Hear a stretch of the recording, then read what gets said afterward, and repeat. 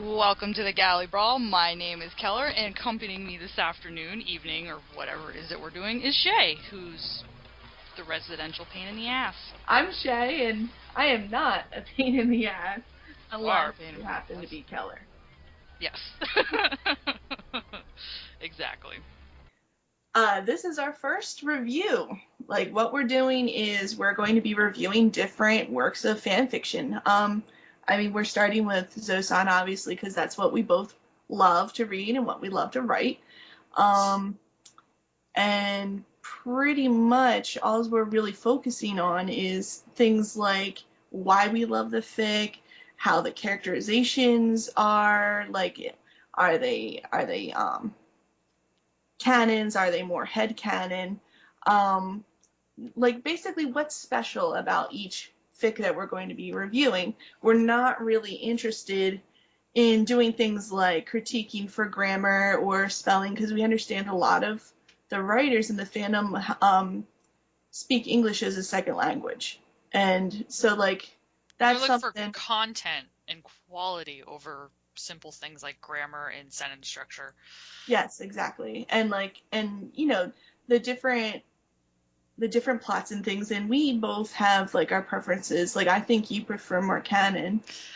I prefer the canon attitudes. I mean, it can be in Yeah. in an AU setting, but I appreciate good canon attitudes. Yeah, and for me, if you can explain the AU in a really interesting, unique way, you can pretty much do whatever the fuck you want. You know, in my opinion, it just has to have a really good reason behind the setting and the character development. So that's pretty much what we're going to be doing. Of course, if you have questions, like if people listening have questions about why we picked this one for our first one, or what we're going to be doing in the future, or if they want to make recommendations, you can always message us, right? Yeah, definitely. The messaging on the Tumblr page is open, so you can leave us messages, or if you want to scream at us angrily on Anon, like, that'll be fun too. Yeah, so. and yeah. So shall we do this then? Absolutely. The fic we chose first, since Shae has been talking for a while now, is Adventure on Forest Island by BlackBarBooks. It's a shorter Zosan in the sense of it's under 50K, isn't it? I believe so. I think so. It's like a little over 35. Yeah, so it's a quick read, but it's a good, and it's a little bit of an intense read. Yeah, honestly, if it was longer, it might be a little too much. Right, yeah. Sometimes short and quick is good. Anyways, like I said, it's Zosan, and it does have a mature rating. There's definitely porn in this one.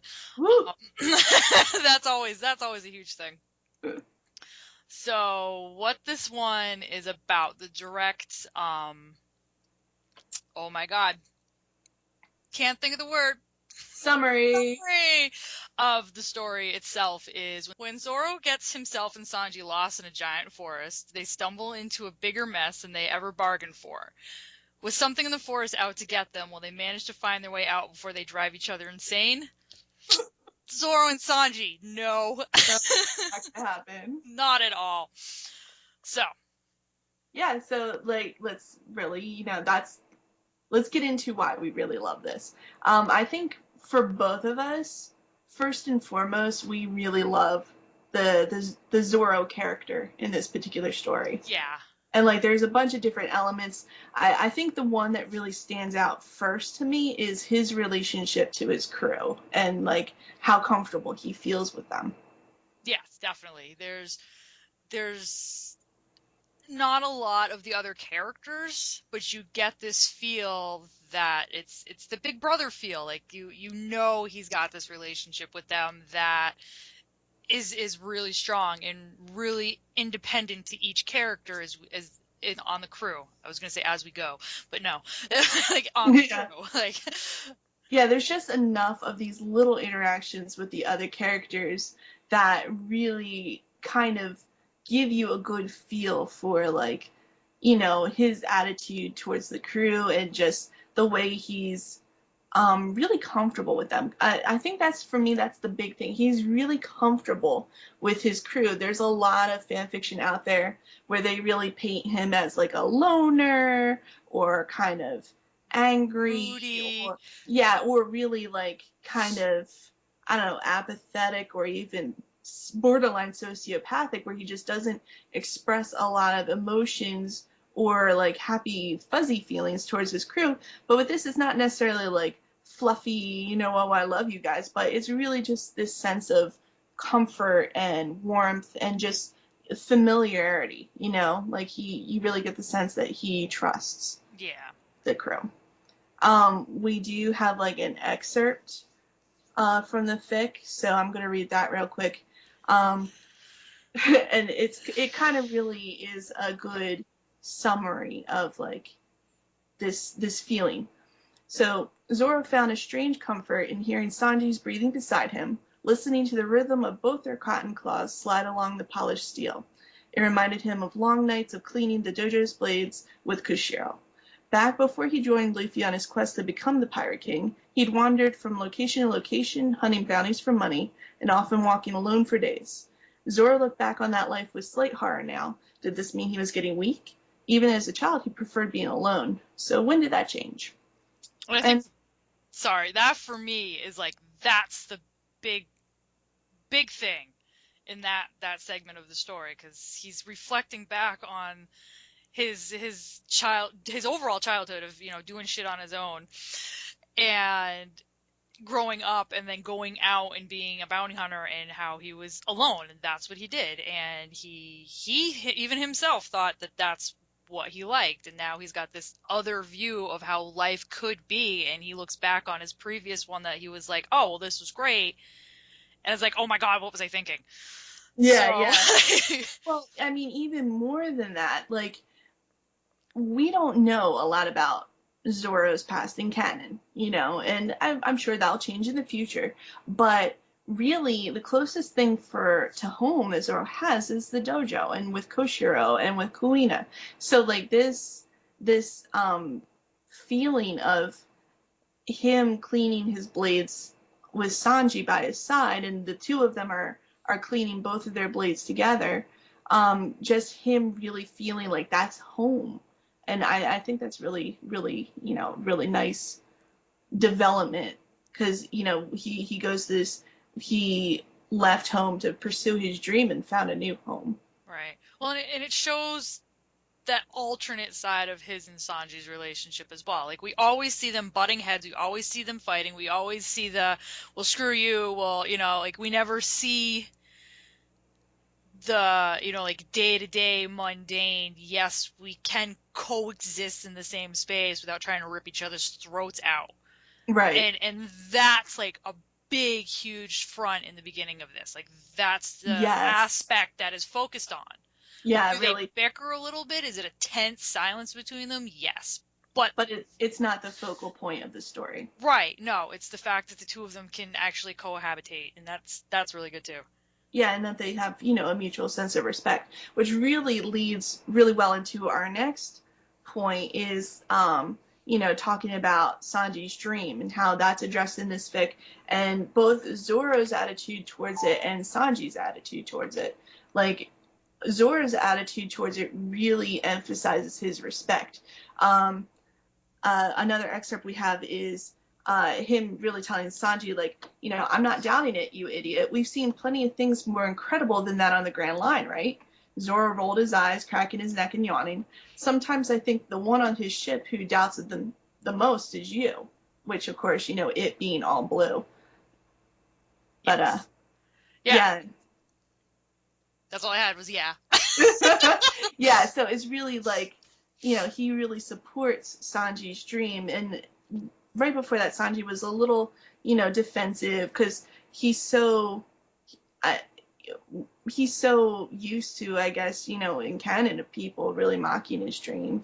Right. And I was thinking, like, when we were talking about it before, he's grown up with people saying, yeah, right, you're never going to find it. It's just a fake and make believe ocean.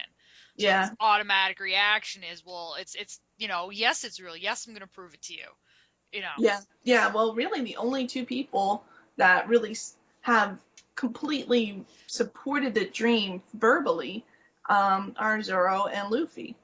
Or, I mean, not Zoro, Zeph. I was gonna say, when did Sora That do other, that? the The other, other Z word. the other Z word, the other grumpy Z person. Yeah, no, Zeph and Luffy. Yeah, you know, So, it's really nice to see that from Zoro in this fic. yes, Like it may not be in canon yet, but we um, know it is. yeah, of course. I mean, like obviously the whole crew supports him. Like that scene before they get to Reverse Mountain with the barrel, where they all declare their dreams. Like that's pretty significant. And I feel like this line from Zoro kind of really ties into that feeling that the whole crew really supports each other in their dreams. Yeah, even if it underlies their everyday attitudes towards each other. Yeah, You know, yeah. they Well, of give each course. other crap, but when push comes to shove, they're there for each other. And this, like, the whole overall of this fic kind of, like, that's the point. Like, despite what's Yeah. going on, they're there for each other. You know, differences aside, their crew, their family. That's what's gonna be. You're gonna be there for. Well, a little more than family in their case, but I, yeah. we might not want to push that family vibe too much because I that'd be awkward a little didn't later. want. I didn't want to say what I was thinking. Um, And unfortunately, I know what you were thinking, so you yes. have but yeah, I mean, like just that again, that really nice vibe of support, and like a couple other little things that we really loved, like again about the crew and their characterizations, are like there's other little bro moments in there, like Usopp and Chopper, like they go off Go looking for her. the snow globes. Yes, Luffy and the fucking and the sand globes, like oh my god, and like I think my favorite little insert was, the fact that she has Usopp and Chopper going shopping for herbs together, Yes. and it's just like a little nerdy thing, and it's really just a really nice little nod to Usopp as like a chemist and a scientist in a way, And and what's I the other think a one? lot of people really. Horticulture. Yeah, exactly. A lot of people really play up his artist side, so it's nice to kind of see a little nod to his more scientific, clever, inventive side. Little nods to other characters like that. And of course, Luffy is just fun. Like Yeah. Luffy's a anything, joy to write. yeah, and like in this, she really doesn't like have any fights with Luffy or anything, which is it's kind of fun to watch Luffy fuck shit up, but this is really about Zoro and Sanji. So, but it's nice to see Luffy having fun, and that's really what she has in this fic is just the crew member is just, all the crew members are just having fun together, and that's really cool.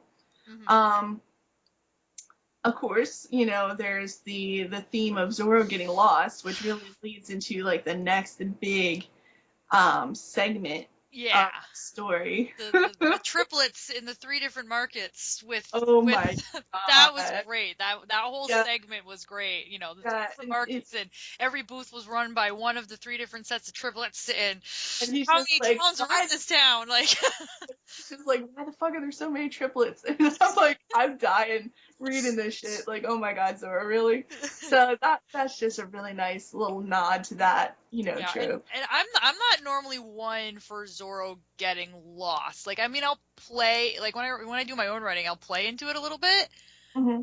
but I really am not a big fan of like the over dramatic Zoro getting lost. But this was good. This was good. I really appreciated this Zoro getting lost. It felt like it was something that would happen in canon. It was great. Yeah, exactly. And I don't know. I'm kind of on the fence when it comes to that because sometimes it's like, that is a really stupid kind of running gag. It doesn't always make a lot of sense, you know? Yeah. Oh, Like trust me. when I'm writing in an alternate universe, I don't always use it, but this is a canon setting and it really like it fits and it's hilarious. So Yeah, it's it yeah. is. And and back to Zoro's character, like um one of our favorite scenes was definitely like when Zoro helps out that old man. Yes. Yep. Okay. There's an old man that appears while Zoro's trying to figure out why this town is full of triplets. Um, with books, which is another huge plot point of the story, is this book. That's actually what carries through the rest of the entire story, is this single book. And the old man drops all of these books on the ground, and Zoro, again, typical canon reaction, like what we see in Satobi, he goes and helps just because he's there and he's available to, not because he's expecting anything out of it, not because, of what other reason other than the fact that he sees somebody in trouble and he wants to do something about it. And he's basically a fucking Boy Scout. Like, he really is. He would help little old ladies across the street. It's just how he is. And it's just really, but, again, he has no motivation to, like, he's just helping because he wants to help, because he's there, because, someone needs help. And that just really says a lot about his character right there, too. And so I really like that that's pointed out, is that he's kind. He's not cold and unfeeling and the demon of all blue. He's actually a very kind, compassionate person who just does good things because it's the right thing to do. Right. And I think that gets overshadowed sometimes. I'm guilty of like, I can't really blame you though, because we both like a lot of blood in our I play off his carnal, feral, aggressive side quite a bit, but it's nice to see the gentle, like, caring people person, basically, that he is as well, because we don't have a lot of aspects of that. We don't see that side of him very often, and there's a few times too where he does help other people in the manga, the anime, whatever, where he's rolling his eyes and basically doing it because Luffy told him he had to. Yeah. So yeah, but he still does it. And like I think there's I can't really think of anything specific offhand, but there's a couple of times where he just helps out, Well, that's what I'm saying. That one time in Satobi, yeah, jewelry gets in the way. Yeah. Right. Before time skip, when the celestial dragons start shooting people and he gets in the way, and it's like, well, this guy needs a hospital. What's wrong with all you people? And they're like, what the fuck are you doing? Oh yeah, that's right. Yeah. Just because he generally wanted to help. And that's what this scene is too. He just generally wants to help this old man. Yeah, and I mean, no one's bleeding. There's no fight. Like, he's not going to get anything out of it. No, he's just helping pick up books. And of course, the books, again, you mentioned that's a big theme. And this really is like the best One Piece canon moment ever, because the books are this old man's treasure. And that's really emphasized in this, is that, and that's what One Piece is about. Yeah, it's about what is important to you, like pursuing your dreams, pursuing and protecting the things that you care about. So, this theme of this old man with these books that are his treasure, and Zoro helps out. So, of course, it's One Piece. The old man offers him a book. And, of course, at first Zoro refuses, but the old man's, persistent, and he looks through. So we have an excerpt where it's Zoro stared, his eyes widening, when he saw the two words written in large letters at the top of the worn page, all blue. Excitement tingled through Zoro's body. He kept staring at the words, unable to bring himself to read anything else for a few minutes. Now, one thing I want to say before we go on about this, that before we get to this point, this little excerpt, again, Zoro kind of rolls his eyes a little bit and is like, all right, well, if you really insist, I'll take one of these books. And is like, well, maybe I can find something for Robin. Right. Which, again, goes back to the whole, okay, we are family, we do things for each other. And I am, like, really, really excited when I see really well done in canon and in stories Robin and Zoro moments. Yeah, so that's really nice. Just a really nice little bro TP moment. Yeah. But yeah, no, like when I first read this excerpt where he sees the book about All Blue, I just got chills. Because I was like, holy shit.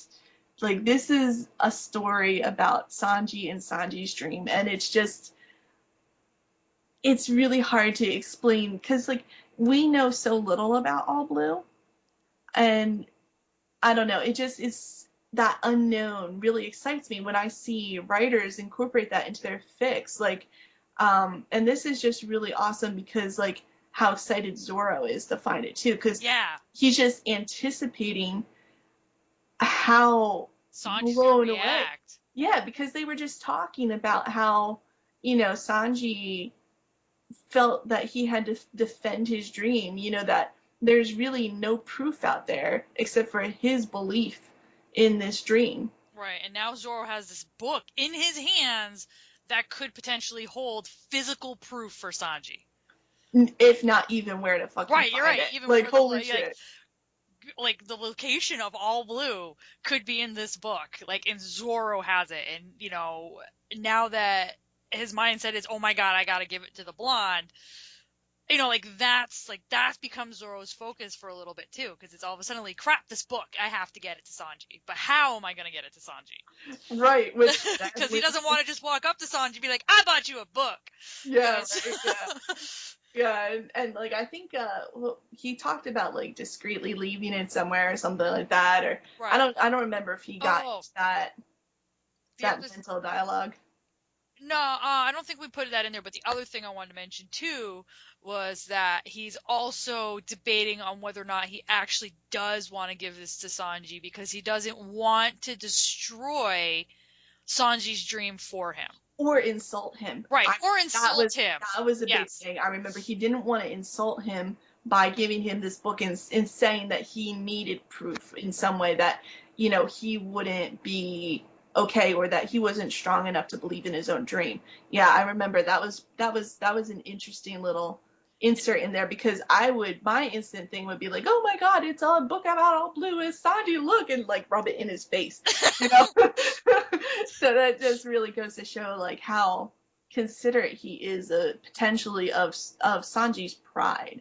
And Yeah. Sanji is as proud, if not prouder in some ways, than Zoro, and I think his dream is really a big source of pride for him, and it's really important that Zoro respects that. Mm-hmm. But of course, push comes to shove, he loses the book. Yes, he loses the book, and Sanji gets tangled up in this too, because there's a thief who comes and steals the book, because Zoro, has to have a derp moment at some point. Zoro without his derps. Yes. It's just, a little, again, it's like him getting lost with a town full of mysterious triplets. He manages to get pickpocketed for the book, while and Sanji is, there, and Zoro freaks the flip out and is like chasing after this thief, and Sanji gets involved. That's another typical canon. Like, that's what happens when Zoro gets lost. Sanji has to go get him. Yeah, and especially like Zoro doesn't tell him what was stolen. He doesn't want to tell him about the book, but Sanji knows that something that Zoro feels is important was stolen, so he's like, I'm fuck on this, it's gonna on, they're both tearing after this thief, and Sanji falls down a cliff because he's also an idiot, these things happen. Right. And since Sanji's a fast little motherfucker, and the thief was also really fast, they outpaced Zoro at one point. So it really leads into another really interesting aspect of Zoro's character that BlackBarBooks put in here that I've never seen in another fic before. And that's really Zoro's skills as a bounty hunter versus his skills as a swordsman. Again, we talked about how it's a common gag for Zoro to get lost constantly and to not be able to find his way. And that's a really humorous point that a lot of people play up on and things. However, but it's canon that Zoro was a successful bounty. Yes. A successful bounty hunter. He has a reputation that stretches all the way to the Grand Line before he ever stepped foot down there. And into the Grand Line. Mm-hmm. Granted, just the edge, but I mean into the Grand Line. Mm-hmm. Yeah, I mean, like, the Marines know about him. The pirates know about him. Baroque Works knew about him. Baroque Works knew about him. Other bounty hunters. If you want to accept some of the movies as, like, semi-canon, like, other very successful bounty hunters know about him. Like, in Dead End Adventure. Like, so, like, that's kind of That's kind of a big freaking deal. So, yeah, Zoro gets lost. It's funny. However, to be a successful bounty hunter, you need to be able to find people. Yes. And there's another excerpt that you have in there, which is why we're talking about this point. So it was Sanji's lighter lying out in the open on the muddy ground. Zoro crouched down, picking it up with his free hand and dusting it off gently with his thumb. It was golden and intricate, covered in swirly patterns and lines. How very Sanji of him. Zoro rubbed the dirt from one of the larger grooves, investigating the ground thoroughly for more clues. And oh my god, so Zoro can track people. How is this not a thing? Like, why isn't this a bigger thing? Zoro can track people. I mean, like, of course he can. He's a bounty hunter. Yeah. His job as a bounty hunter is to track people down and bring them to the authorities. Like, and we know from interactions, with Johnny and Usaku that he did a lot of bounty hunting on land.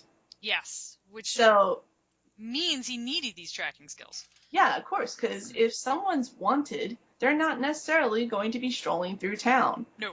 Especially not in East Blue, where they're all kind of small fish in a bunch of, small fish. It's the calm ocean. It's the calm ocean. There's a lot of small fish in that pond. Like, so none of them are really powerful enough to be swaggering about where there's quite a few Marines. Like, we've seen the presence of Marines on more East Blue Islands than I think we've seen on any other ocean so far in canon. So, like, there's a Marine base almost on every freaking island. And so, there is. Yeah, actually. so pirates are going to do the Heidi pirate thing.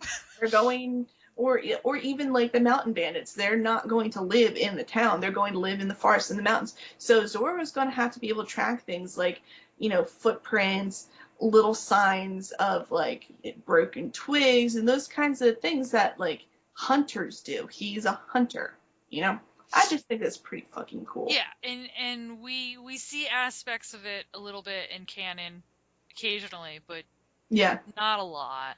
And in situations where Zoro gets consistently lost in canon, it's very rarely like in the open, like in the forest or in a field. It's most often it's in a building or in a town or something like that. Because that's where a lot of their conflicts take place. That's true, yeah. When they're out, although he does get lost in Alabasta in the garden. Yeah, well, But you're right, most of the time. Like, in situations where they're trying to, like, find someone. A big one, I think, is Ennie's lobby, where he keeps trying to go up the wrong set of stairs. Yeah, I think... I'd like to think that his getting lost is more of an anxiety reaction. Like, oh my god, I have a time crunch. Oh my god, I have to be there now. Oh my god, I'm going the wrong way. Or not even anxiety, but just like enthusiasm. yeah, okay, maybe anxiety is not the right word, but like, oh my god, I need to be there now. Why are things changing? Why aren't I there? Oh my god, what am I gonna miss? And of course, my personal headcanon is that, we know he can sense like the breadth of different objects, and I think he can also sense like different auras. Like he can post time if he can. Well, I think he can do it to some extent I think his thing with Mihawk really showed that he hadn't developed that skill fully yet, but I think he had it to some extent, so I think he could also feel auras, and so he would, because he always ends up in the right place at the right time in the end, so he might really be following the path of a different aura, which might not necessarily be a direct line, Yeah, that's true too. He's following the auras too. Yeah, so that's my personal headcanon for him getting lost. But, again, it's just really nice to see him having a skill that really shows off him as a very intuitive and a very intelligent, calculating individual. Yes. I mean, he's not a schemer or devious like Sanji is, but he still is very clever. Like, he still is very smart, very intuitive.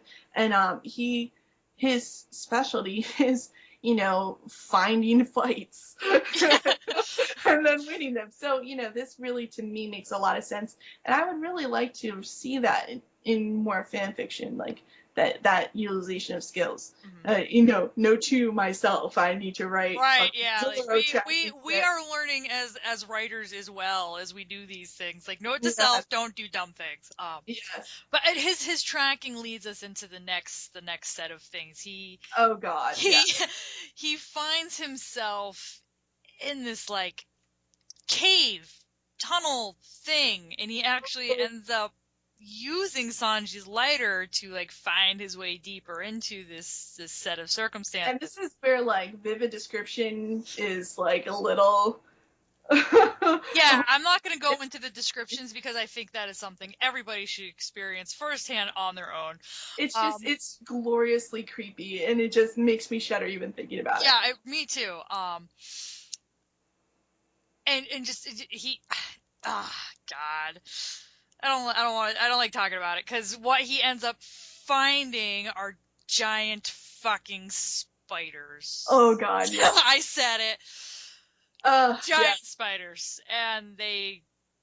I mean, they're giant fucking spiders, and that's really the only part of this fic that I really feel is kind of a little weaker than the others, because everything that we've seen up to this point is really strong and really fresh and really original, but spiders are very cliche.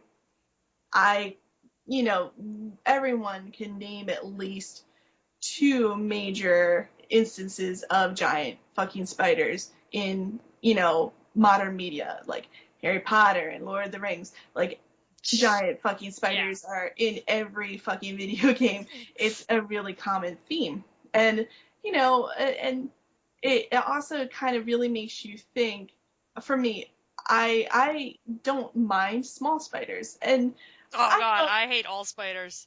but like when they come into my space, all spiders must die. Yeah. Which really, like, there's giant fucking spiders on this island. Why is there a town? So for me, it's just like, oh my God, if there's giant fucking spiders, they're gonna eat people. Why do you live here? But there are no human remains while Zoro is going through the tunnel. Yes, that's true. There is a scene, and it does, yes, it's creepy, and it does get a little semi-graphic. It talks about the smell and the different animals and things that are in this cave tunnel as he's walking down it. But one thing Zoro says is that there doesn't appear to be any human remains, which says one of two things. Either they're bringing Sanji somewhere where they're going to then kill him. Right. Or that he's still alive. And also that the people on the island are aware of the spiders and know how to deal with them. So they probably have really giant ass fly swatters somewhere or something. But, like, even if I feel that the spiders are somewhat cliche in terms of a theme, like, the real benefit to using them is, like, you can tell by our reactions right away, is that you don't have to explain why a giant spider is fucking horrible. And the best part, Sanji's fear of bugs. Yes. That plays on it so well. Because how else are you going to completely immobilize Sanji? He will kick your ass through a fucking wall. You show him a bug. Yeah. That's yeah, and oh my God, and this is one of the coolest little things that BlackBarBooks put in here was she put in her explanation for why Sanji is afraid of bugs, and it's an excerpt from later on, and he's talking to Zoro. He's like, "Shut up! I'm not scared of them. They're just hairy and disgusting." Sanji grumbled, pulling Zoro by the wrist as he avoided eye contact. "You, Usopp, and everyone else on the crew might have grown up on an island, but I grew up on the sea. Not many spiders there." Which is an extremely good point. There's not. Yeah, you really don't get many bugs at sea at all. So it doesn't just explain the spiders, but, like, he freaked the fuck out on Jaya, with all the little centipedes and moths and things like that. Things. Yeah, so I mean, like, that's kind of a legitimate explanation for his phobia. It makes a lot of sense. Yeah, it does. And I mean, yeah, people play onto the phobia. I'm guilty of doing the phobia thing. It's hilarious. How It's could you not? great. I love it. But to see her put that kind of like legitimate twist on it, because a lot of times it's again, I'm guilty of it too. It's just he's afraid of bugs, let's torture him. Yeah, it's just a gag. This wasn't a torture thing in the sense of it's not like Zoro walked up to him with a spider and was like, "Ha, cook, look." I mean, he didn't do that. These things came out of nowhere and got a hold of him, and Zoro went off to find them and was like, "What the fuck's wrong with you?" And he's like, "No, this is why, because I'm not used to them, like Yeah, and it's gross." that's where the cliche is really well done, and it turns it into a legitimate plot point. And Yes. of course, there's another reason why we Yes. Oh love my this. God, my favorite part of this whole entire story, honestly. Go for it. Go for it. Sanji, why he gets himself attacked by these giant spiders, gets wrapped up in their web. Of course, like they wrapped him up like spiders do, like they're gonna carry him off somewhere and try to eat him. And it's almost like completely on him. Like it's up to, I think it's like over his nose or right at his nose. Anyways, like literally like Yeah. from his nose down, he's literally covered in this web. Yeah, he's got this mummy web Mummy thing. web thing going on, and it's sticky and it's gross and it's nasty. So Zoro ends up, there's a little fight scene. Zoro ends up basically like picking Sanji up like this and carrying him back to the surface. They make it back to the surface, but he can't get the web off because every time he touches it or every time he tries to move, it gets stickier and it like grows taut, and it just, you can't get it off Sanji. So the entire scene is Zoro trying to get this stuff off Sanji. And the other thing we need to add in, I think, because it's especially relevant at this point, is this entire story is from Zoro's point of view. Yes, definitely. So we have poor Zoro being cute and innocent and cuddly Zoro trying to get Sanji out of this web. No, he is cute and innocent and cuddly during this scene. I don't care what you say. I think your feels are making me biased here. Anyways, but yeah, he is definitely like just trying to help his friend, his crewmate. yeah, and everything. I love this scene especially because everything that Zoro says is legitimate. Like, what he's saying is a legitimate thing. Yeah, so, and of course Sanji is... Get into Sanji's brain in this point, even though it's from Zoro's point of view. Yeah, and like, and this also ties in another element from much earlier where they were cleaning their swords together. A point was Sanji came to Zoro to clean his knives because he ran out of oil. And one of the things he did when he was on the island is he bought more oil. So that's a big part in this, where the oil, they learn, helps out with the web. Yes. So he's because it's in Sanji's pocket, so he's able to get the web at that point on Sanji's side away from his body. His body, and like gets his hand free. Like Sanji's hand free, so the cook's flailing around with his hand. And his mouth is still covered at this point, so he can't tell Zoro what's going on. But so Zoro realizes where the oil broke in Sanji's pocket, the web is more flexible, it's less sticky, and he can actually move it away. So he goes digging around in his pocket to get the rest of the oil. Yeah. Do I get to read it? Yes, you do. I get to read it? Okay. So here's our excerpt from that whole thing. He goes, "Oi, cook." I love that word. "How am I supposed to get inside if you don't relax? I can't move when you flex like that," Zoro growled, glaring at the side of the blonde's face. The bastard was staring into the forest again. "Relax and stop twitching. It's way too tight like this. I can't even pull it out at this rate." Oh my God! I got through without you laughing! Yes! I was holding my breath. I know you were. The entire scene is like this. It's just sexual. One innuendo after another. Important. It's glorious. It's being so legitimate because the part that you don't see in this expert is Zoro's talking. He's got his hand in Sanji's pocket at this point, and he Yeah. just can't get his fingers around this bottle of oil to pull it out so he can like get the stuff off of him. Yeah, and Sanji's just like twitching Yeah. because we all know what's going on there, and we don't know what's in the blonde's head, but he's blushing and twitching, and I'm just laughing my ass off this entire time because it's glorious. It's so glorious, and It's amazing.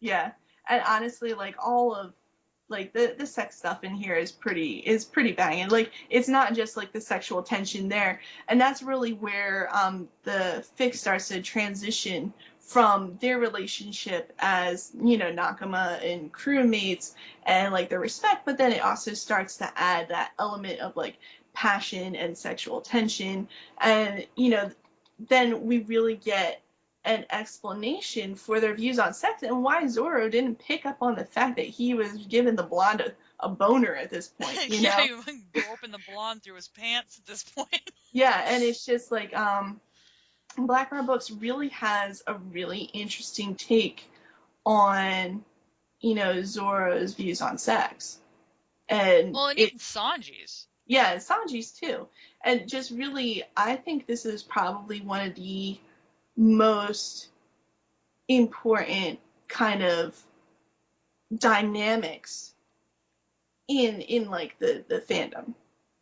She really does a good job on balancing their roles in the sexual aspect of their relationship when they get to it. So it's just kind of like Zoro has this aha moment where after he gets him free of the web and they're trying to get out of the forest and blah blah blah, where it's like holy shit, Sanji is like sexy as fuck, and I am really starting to feel attracted to this, and he really has this thing where it's like I forgot how to be attracted to somebody sexually, because he in this fic she really explains that his focus was on his swordsmanship, like his meditation, and that sex was a distraction. Right, Something. doesn't she say that he trained it out of himself? Yes, exactly. Yes. That he really trained it out of himself to have that reaction to people that he found attractive. However, he still found people attractive. So when he really starts to see, spend this time with Sanji and really admire him for, his strength, his sassiness, and his fucking legs, it's just, that part of him really starts to wake up again. And it's interesting because it really sounds like she doesn't put labels. It's so fucking awesome. There's no labels on either of their genders. It really makes it accessible. And so like for him, Zoro can be somewhere on the gray ace spectrum. He could be bisexual, he could be demisexual. But the point is that he suddenly really realizes that his feelings for Sanji, are starting to really develop into something that include physical attraction. And once he realizes that, he's all Zoro. He's just impulsive, let's get on this. And it's just really, he doesn't really waste any time like discussing like their feelings, Yeah, no. He acts first. Yeah, which is a typical canon Zoro thing. Attack first, ask questions later, which is kind of what he does. Not so much attack, but it's, we're going to do this. We're going to do this now. Fuck, like we'll worry about what this means later. Yeah, but the thing is too is that there's no like he really respects Sanji's boundaries and Sanji's opinions. And yes. Our next excerpt, I'm going to just read that first part real quick. The first paragraph. Yeah. And so once they start, getting into the sexy times, so Zoro is just really like blunt about it. He asks Sanji, he's like, how's this gonna be? Do you want to bottom? Zoro asks casually, swirling the remaining oil around the bottle. Sanji's face turned red and the blonde scowled as he turned away with an embarrassed huff. And, just the fact that he asked him that, he didn't assume. he didn't start stripping him No, and and he like didn't start, assume it was going to go one way or the other. yeah, exactly. And that's really, and something really important to me Do you want me to? because yeah, go for it. Like go ahead and read the next part. You just want me to read it? Okay. And then Sanji, again, like we said, Zoro doesn't assume anything. So Sanji shoots back with him, bastard. Don't ask me that while making such. I always want to switch those two. While making such a serious face, Sanji groaned, biting his lower lip as he seemed to be contemplating something. And this is a good explanation. Eventually, he came to a conclusion and let out a long sigh. Yes, I actually prefer it. No, I prefer it actually when I'm with men, that is. Sanji eventually managed to groan out, blah. He turned to Zoro with a glare, daring him to laugh. So, Yeah. Yeah, and he's just, he's very aggressive about it. He's like, "Is that a problem, Marimo?" And Zoro immediately comes back and he's like, "No, not at all." And it's just really that is just so important that it's respect, it's consent. It's just that is the appropriate next step, especially when you establish a fic where their predominant interaction is companionship and as crewmates and respecting each other and having that comfortable dynamic. It's so important that the next part isn't forcing anything. When they move into romance, like that you don't force that sexual contact, that you have that equal say in how fast that should happen. Because, I really feel like if for any reason Sanji were to say, I'm really not ready to have sex right now in the fucking woods, Zoro, even though he is like totally turned on, he would be okay with yeah, that. he'd back down and be like, all right, well, we'll do this later. Yeah, and yeah, I mean, they might make out a little more, but they like you never get the feeling like he can't help but have sex with Sanji. It's more he wants to have sex with Sanji, and Sanji wants to have sex with him. And also just the idea of roles in sex, you know, um, Sanji comes back at him after Zoro's like, no, not at all. It's not a problem. Sanji's like, it doesn't make me less of a man either. Sanji challenged, lips glistening with saliva and breath heavy with want. Zoro gave Sanji's backside a reassuring squeeze. Resurging. Surging! There was nothing he could think of that would make Sanji less of a man to him. Of course it doesn't, Zoro agreed. He himself had tried both, and it didn't make him any less of a man as far as he knew. That's important too. Yeah. Like there's two things, and I was thinking while you were reading, there's two things that make that to me this entire segment that we've read stick out. Right. One, the fact that doesn't matter who tops, doesn't matter who bottoms, that doesn't make them any less of a person in each other's eyes. And it doesn't change who they are either. It doesn't Right. change their personality.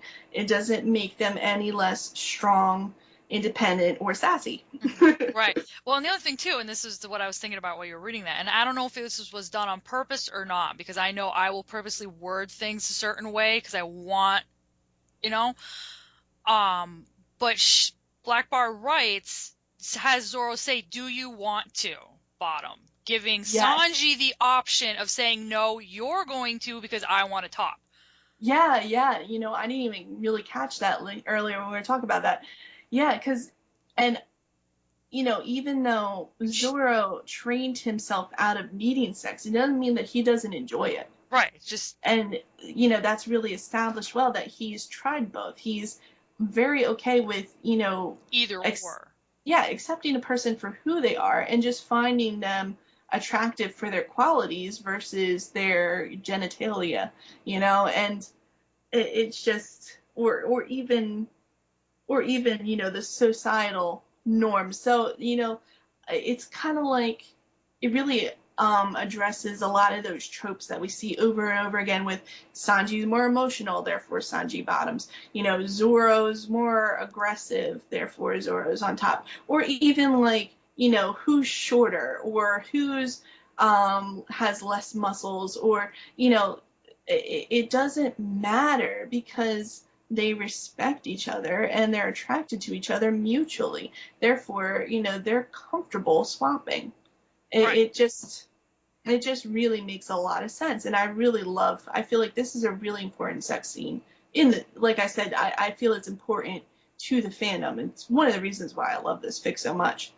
And but even without the sex, and don't get me wrong, I love Yeah. the porn. It's Although this is a good scene. I'm not don't get me wrong, but I really think my favorite scene out of this entire thing is when they're up and Sanji's tangled in the web. Like that to yeah. me is almost significantly more important than them actually having sex.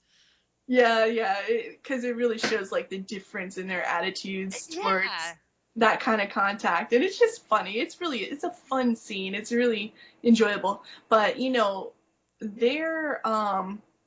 their relationship in this fic from the beginning is so strong that this fic works without the sex. It does. It really does. You You could can take. I take mean, the entire segment out. you really could, and it's still an incredibly strong piece, and it really shows a good character development. It really shows, their relationship aside from, fighting, and like how they respect each other, how they feel about each other, and they're especially Zora's support of Sanji's dream. Like again, that's just the main theme of this, and And another really nice thing that she puts in there too is like how well they know each other um, through fighting. Because I mean, like, of course, there's a fight in this. It wouldn't be a One Piece Zosan canon setting without Them someone kicking saying, ass. Yeah. yeah, exactly. And like, holy shit, this is my like I love the all blue piece that gives me chills. This is my fucking favorite part of the entire fic. Sanji knew the sound of Zoro's sword attacks by heart, just like Zoro could hear the pattern of Sanji's kicks before he completed them. Just like Zoro had assumed, the blonde jumped into the air, his slash flying under his nimble feet and sweeping the floor of spiders for the moment. Oh my god. They know each other's attacks by how by heart, by the sound of them, by the Reflex. feel, and like Yeah. because I mean when they fight together, it's not just because they're trying to piss each other off for one-upmanship. It's also how they spar, how they learn each other's styles. They are so comfortable with each other that they know intimately how they're going to move in a fight. Well, in the few canon times that they have worked together, the thing that comes to mind is the Ling Ling Long Long freaking foxy crap. I mean, literally, what do they Yes. say to each other? Give us 10 seconds. They're not, we're gonna do this move or we're gonna do that move. It's cook, yeah, 10 seconds, yeah, that sounds good. Like that was the interaction, and they knew exactly what to do, who was gonna do what, and they kicked ass. And there's been a number of times that they've done that, and they've been like that since almost the beginning of the series. Like they really, I feel like not just fighting because they have conflicting characters, but I think they also spent a lot of time sparring, like just for the joy of fighting against another strong individual. Well, Because we see that in Alabasta too, where they cooperate to get everybody up the tower, yes. and they you see it over and over again throughout the series where they really know how each other's going to move, and even when they're not together, like with that one filler where they both are fighting, like Sanji's fighting the swordsman who's Oh, the kind filler of, movie. Not yeah, even filler. Let's talk canon. oh Where yeah, they're in Punk Hazard and the G5 is like, oh my god, there's the pirate hunter, blah, blah, blah, blah, oh blah. And yeah, Sanji's like, he's got this, don't worry about it. Like, yeah, surprise, what is it? I think his quote is like, surprisingly, he's got a soft side or something like that, yeah, like, and then when they're in Zhao, Zoro keeps saying, don't worry about him, because, shithead's with them. yeah, yeah, exactly. Like Sanji, they both know each other, how strong they are, how they're going to move, how they're going to fight. And, that's just another dimension to this relationship that is really just so cool. It's just so exciting. It's like the reason why I ship these characters. Well, and Because, my headcanon, sorry, I oh, interrupted go you. for it. My headcanon about how the more Sanji fights and argues with you is because the more he admires and respects and loves you, basically. And I don't even mean like romantically, just you're my friend, I love you, Well, yeah, that's how because that's his how he family. grew up with Zeph and the Baratier crew. I mean, what did Zeph and him do the entire arc? Yelled and screamed and fought with each other. And just absolutely bitched at each other. And Exactly. the scene with the soup, where they basically tell him he's fired, his soup is shit.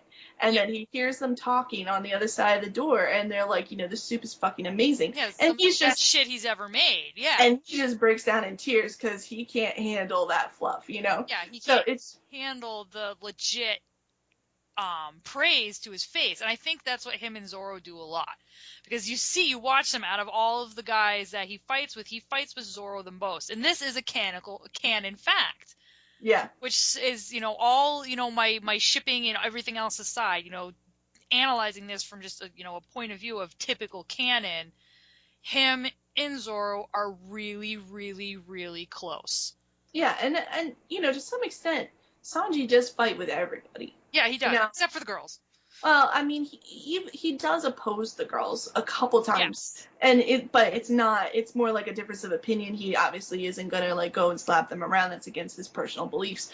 But with Zoro, like they're so equal, in their power and in their conviction, and they're just all get out stubbornness that they really sharpen each other. It's like, iron sharpening iron. Like, so them fighting together makes them better characters, makes them better crewmates. It makes them better people. And like, really captures that in this. yeah, absolutely, absolutely.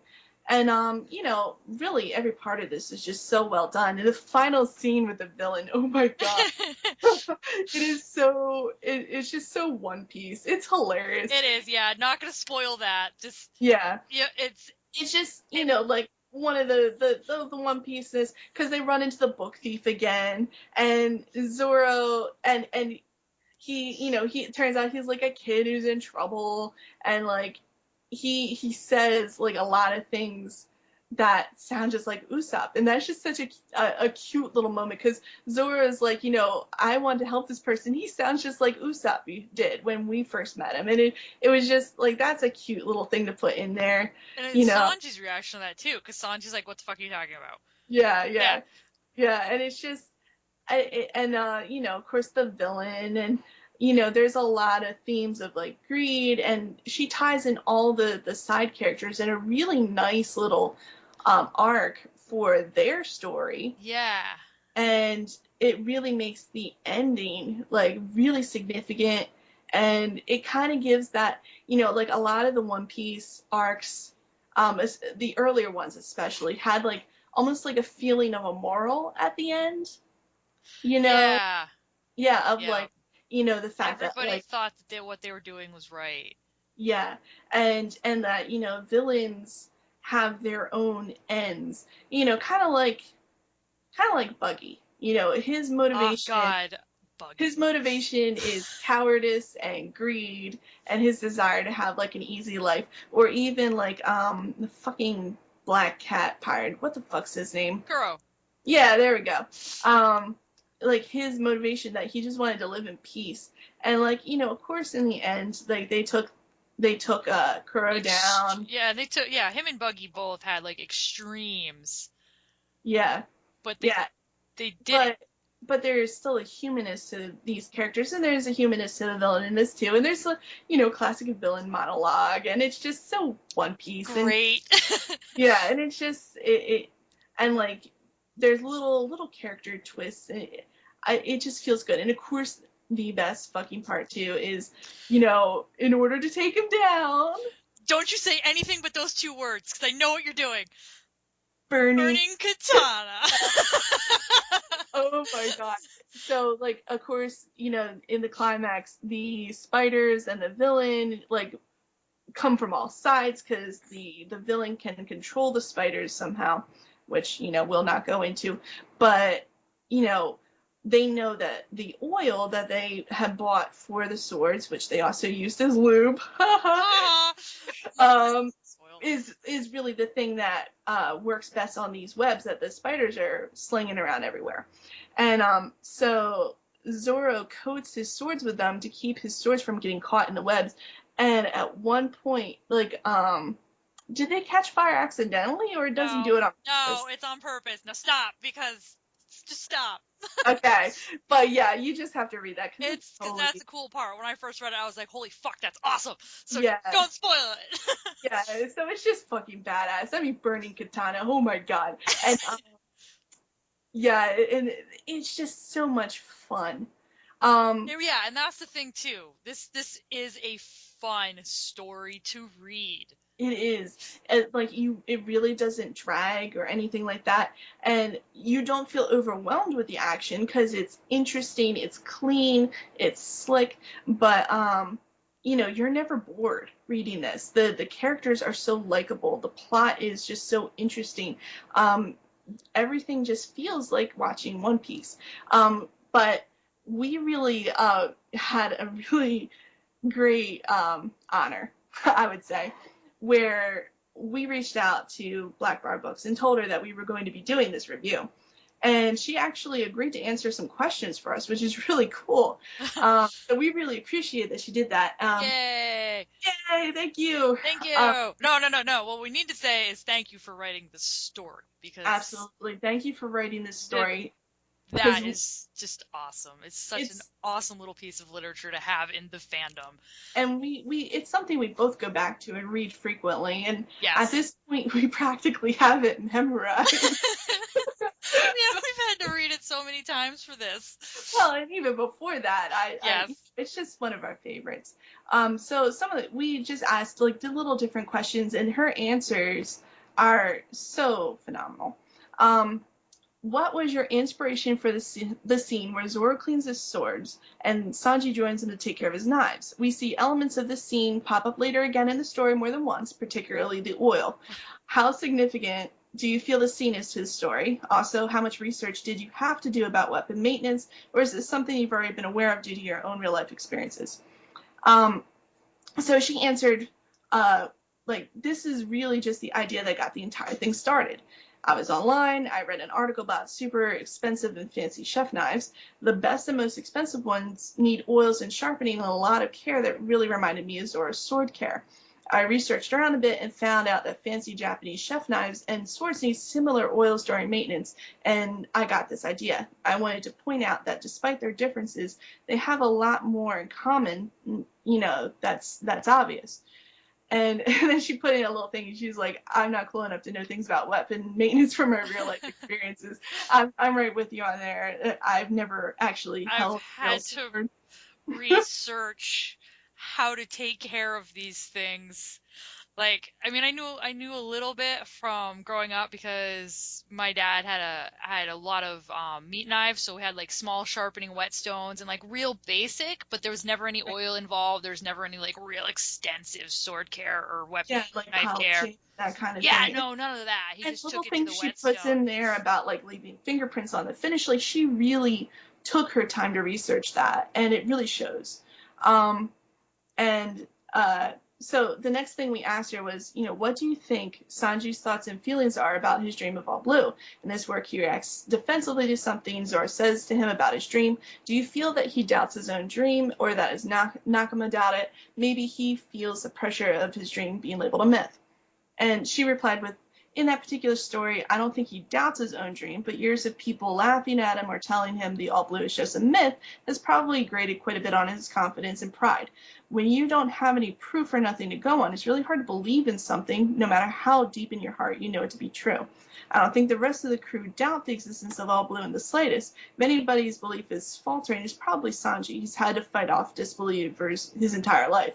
And, that just really goes along with what we got out of the fic. And I think it's really cool that, she was able to so clearly communicate that concept that, everybody supports Sanji in this, but Sanji is so beleaguered by other people, putting The doubt their comes from himself. yeah, Yeah. that he begins to doubt himself to some extent. And, it's really nice to see how Zoro and the crew come together and really help him, give him that extra validation that his dream's worth believing in, and that, he has something to believe in. They all believe in it because he believes in it. And I think that's really cool. And so of course, I I love the All Blue part. So I made sure we asked. I was like, what do you feel All Blue will be like in canon? And she was like, it's going to be awesome, totally mind blowing. If there's not a giant party that lasts for several days and Sanji goes for the world's longest swim with all the fishes in the world, I'll be bummed.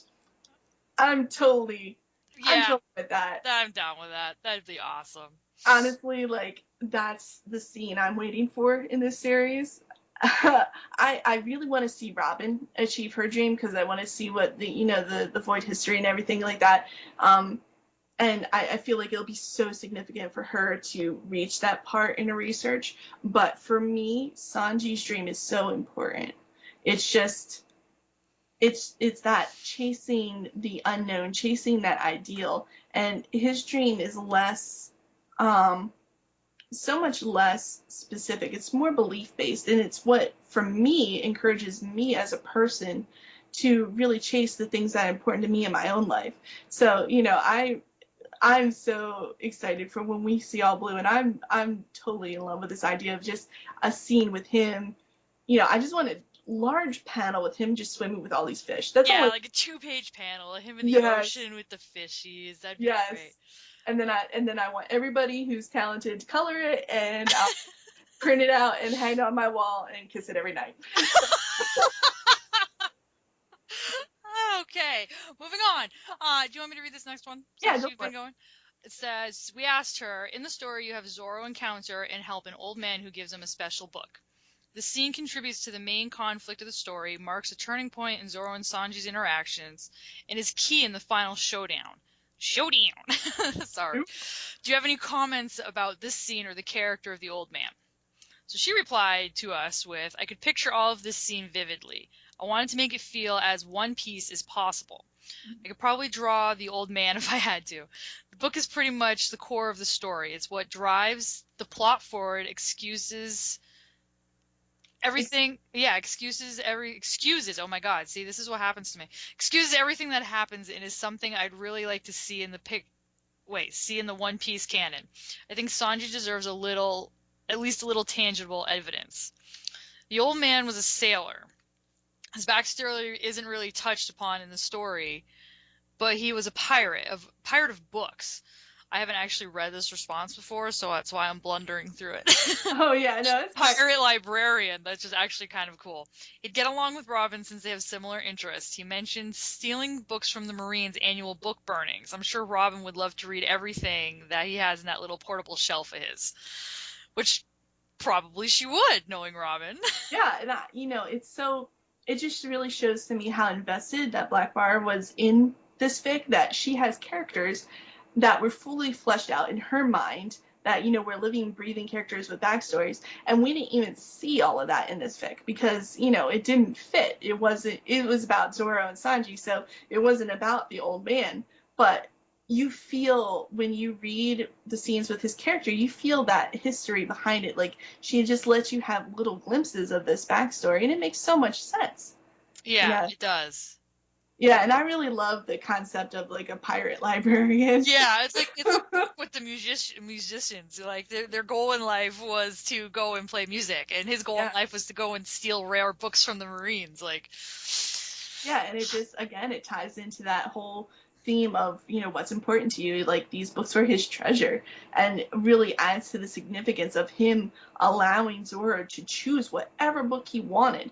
Because I don't know about you, but I have a fucking favorite book, and it's like, I would murder anyone who, like, touches my book. Ashen Light. Yeah, mine's actually The Last Unicorn. I have a signed copy of that thing. Yeah. Anyways, so here's the question. I'll read this one for Shay because, she's not going to like this one. What was your inspiration behind the spiders? Is this perhaps a reference to other fantasy works? You mentioned in your author's notes that you had to research a lot for the spiders in the creepy tunnels of death. What was the hardest part of that for you? And were there any cool things that you wouldn't have included in the story if it weren't for your research? The reason I included spiders, yes, thank you, was that I needed something that Sanji couldn't get out of. Sanji's strong and smart, but he is also scared / phobic of spiders and bugs. I needed an obstacle that they would have to get out of together in a forest full of creepy giant spiders. Sounded like it would be fun to write. I had no idea that spiders had lungs that folded like paper. The part with the lighter and oxygen and stuff wouldn't have been there. Looking at a lot of spider pictures was hard, but I got used to it eventually. I just really got itchy and glad I live in Iceland, where we don't have a lot of insects unless it's in summertime, and all of them are really small and harmless. Yeah, and I remember when I first read this response to that question, that actually really made me feel differently about her choice to include spiders because yeah, like, spiders are, cliche and everything, but she did a good job with it. Yeah. It's okay to use cliches if you do them well. And she really did a lot of research. She put a lot of thought into it, and her reasons for using them is because, it made the most sense for her plot. Her answer where she said, I needed an obstacle that they would have to get out together. And really, I can't think of any other instant scary monster that would create that situation in a feasible way without without adding like another chapter or two to it, just right. to explain how the monster worked and why Sanji couldn't get the fuck out of it himself. Like with this, you don't need to explain why Sanji needed help or why, spiders are scary as fuck, So it really makes so much more sense when you think of it in those terms. And, again, it may be that a lot of people have already used spiders and things before, but there's a reason, because they're fucking scary. Everybody's instantly afraid of giant ass spiders. It's kind of in our nature. And so she really did a good job of that. And I totally don't think it takes away from the fic at all. No, it doesn't. As cliche as it is, it's awesome, and it just adds into everything. So I get to read this one too? Oh, yeah. Yeah! One of our favorite scenes is when Zoro sets his katana on fire. Did you have any special inspiration for this scene? And she writes back, all in capital letters, burning onigiri, which is awesome. I've always been a huge fan of that scene in Little Garden where Zoro's swords are on fire and he says they're not bad. I still think he's going to learn to channel fire or something, maybe on Wano, that would be cool. And then she says in little quotes, and make my fic look badass for knowing that ahead of time. I totally would like to see that in canon, or even like maybe at some point in canon where Sanji's little fire foot thing and Zoro cooperate to like recreate that, in a fight. Yeah. So that was definitely such a fucking badass scene. Yeah, and then we of course, we asked her, like, is there anything about this story that's special or memorable to you? Can you talk about what inspired the plot? And she puts in, writing from Zoro's point of view is hard. My favorite part of what I wrote is the boss fight in the Old Man and the books. This story was a test. I wanted to see if I could do long chapters at a time. This one has a lot of words. The chapters are easily twice as long as some of my other works. I was testing if longer chapters were bore people or if they lost interest if I kept, them longer. And then she puts in quotes, not a lot of people read this story when I initially published it, so I guess I was right. And, that makes me feel really kind of sad because, I love this story so much. And, I didn't mention this before, but when I first started reading fics in the fandom, I would only read completed fics because it drives me nuts waiting for updates. And, it's kind of funny because I'm so slow with writing updates myself. But, I have several stories we could list. Yeah.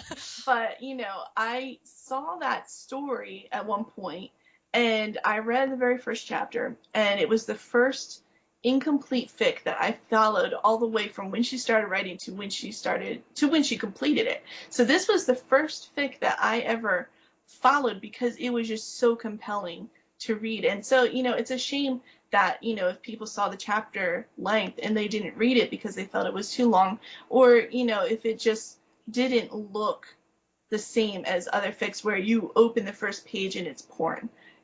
She really took her time to develop it until you reach the point where you get sex. But I'd really like to see more people take a look at this fic and really see if they see what we see in it. Yeah. And she continued on with her answer saying, I wanted to keep it going, make every chapter feel like an episode.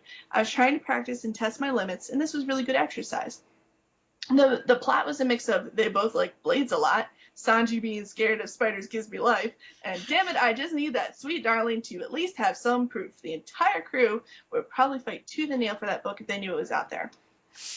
And, that's just so right on. I'm so behind all of those feelings. And especially like her saying, she deliberately wanted to make this feel like an episode. And I really feel like that comes across. It's just everything with the dynamic of between Zoro and Sanji, and the side characters and the plot. And there's the cheesy moments and the funny moments, but there's also really sincere, genuine moments where you get a good feel for the characters. Yeah. And it has that good balance that you see in a lot of like the full arcs. And she ended it really by saying, like, there's a few characters in the stories that I made up, but I did my best to make them feel as one piece as possible, especially the villain. Haha, filler villain, am I right? And she's like, I hope I succeeded. The story was really just supposed to feel like watching a TV special, a One Piece movie, or a little filler arc. Basically, I was trying to write an in-character One Piece feeling exciting action adventure romance Zosan filler arc fic. And she asked, like, did I do good? Yeah, did I do good? And I would, yes. Hell yes. Yes. For me, though, like, I'm the opposite. Like, I'm not a fan of short chapters. Like, I felt these chapter lengths were perfect. Like, I want to sit down, and if I'm going to read a story like this, I want to see each chapter length be between, like, 3,000 and 6,000 words. The, 300, 400, 500 little word stories per, or chapters. Yeah. I don't feel like I mean, and don't get me wrong. I mean, I understand 500 words can be the most powerful thing on the planet, but I don't feel like you're getting anything out of it because you spend too much time, clicking to the next chapter. And I like longer chapters. I thought the chapter length and everything in this was perfect, at least for my taste. Yeah, and it works really well for me too, because like when I write, I tend to write with shorter chapters. Like most of my fics, especially like the earlier stuff, is like 3,000 words or less per chapter, because I don't enjoy talking out a lot of details. I like to really concentrate on the dialogue, and I'm really starting to change that in my style. However, when reading fics, it can be really intimidating or exhausting to read a fic that's like 15K in one single chapter, Yeah, or that can be. Yeah, so something like this where it was actually kind of in between. It wasn't really super short, but it also wasn't overwhelming. But more importantly, the pacing really keeps it interesting. Yeah. So it doesn't feel not long. A lot of downtime. Yeah, it doesn't feel long because there's no them going off and moping about how Zoro's so sad and down on himself as a failure because he lost the book. Like, that would be really easy for someone to put in there. Like, but she doesn't waste time. I was just gonna say, he doesn't have time to feel sorry either. Yeah, exactly, because it's instant, like, oh shit, my god, there goes the book, I gotta get it. Yeah, and shit, there goes Sanji after the book, now I gotta get him too. Yeah, right. That's what it was. It's just, so you really don't have time for unnecessary feeling like feels conflicts, like angsting. I just call it angsting. There's no unnecessary angsting in Pew this, and pewing. it's so refreshing. So refreshing because I enjoy a good angst fic, but it has its place, and an adventure is not where you want to see angst. No.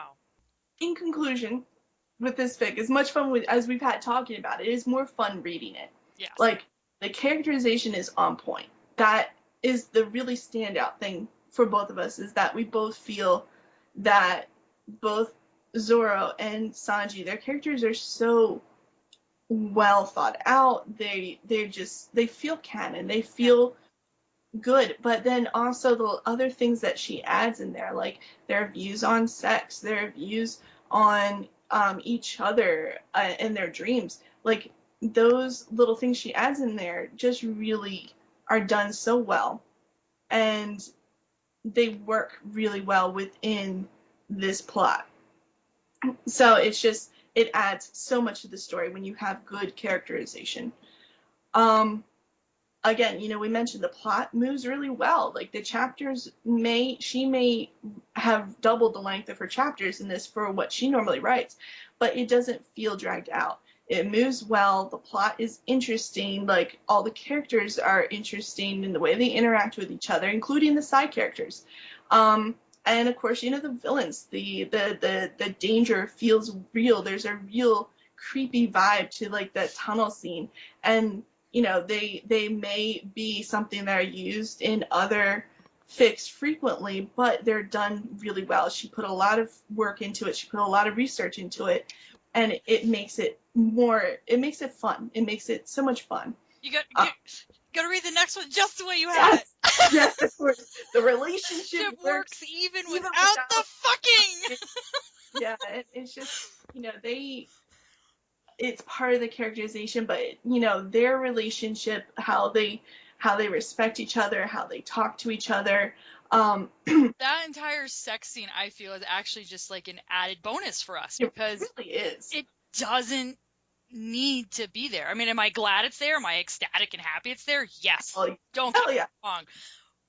But the story would hold just as much significance and depth without that scene in it, and that's what's important. Yeah, because like their character arc, their interaction with each other, it's awesome that they actually had sex, but that's never the focal point of this. Really, the focal point is how they respect each other, how they work together, like, and so like of course having them actually have sex is really a nice cherry on that cake. Not a literal cherry, obviously. I see what you did there. That was good. But like even if you don't have the sex, you still have the relationship, and it makes sense and it works. Like there's a lot of times where fics, and I've even been guilty of this, will substitute characters fucking for relationship development, for adding significance to their romance. It's like the whole idea that having sex magically makes you closer to the other person, and that just isn't how it works. You really should take the time to develop your character, and of course there's nothing wrong with writing porn for the sake of writing porn, but that's not what this story is about. This story is about Zoro and Sanji together, like their arc in their relationship, from just being crewmates who respect each other and know each other so well, to a point where they may move on into the future as lovers, and you really have that open ending where you just feel like this is another step in their relationship, and who knows where they go further on down the line. Right, and that's the thing. You get this feel that their relationship has changed, and yeah, they could continue to have sex, or they could not continue to have sex, and both of them would be okay with that. Yeah. I would really rather them have sex, though. Of course you would. But yeah, no. So just go read it. It's Adventure on Forest Island by BlackBarBooks. And there'll be a link to the story in our post underneath this little video. Yes, and thanks again so much to BlackBarBooks for giving us permission to do this review, because that's really important to us, is that we didn't want to do this without her permission and her cooperation, and also for entertaining our questions. And Putting up with our bullshit. because she didn't know what we were planning to do with this, and that can be kind of scary. So I really appreciate her being willing to cooperate with us and really give us that pleasure of picking her brain and things. So thank you for listening. Now get the fuck out of my kitchen.